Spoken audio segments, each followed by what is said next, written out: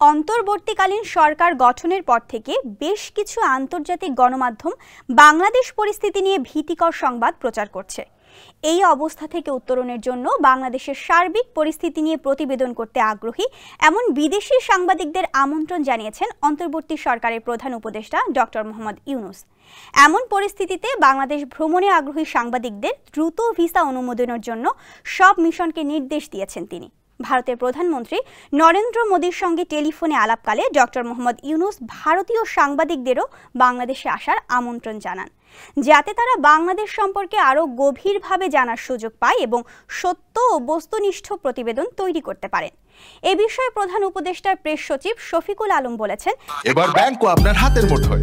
Balance transfer, mobile recharge, bill pay থেকে শুরু করে যা চান সব হবে এক মুহূর্তে। NRBC planet.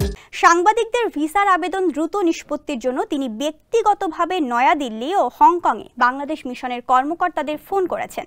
শফিকুল আলম আরও বলেছেন, আমরা একটি উন্মুক্ত সমাজ গড়ে তুলতে চাই, যেখানে সংবাদপত্রের স্বাধীনতা নিয়ে কোনো আপোষ করা হবে না। বাংলাদেশ ও অন্তর্বর্তীকালীন সরকারের কর্মকাণ্ড নিয়ে কেউ প্রতিবেদন করতে চাইলে তাকে স্বাগত জানাবে সরকার।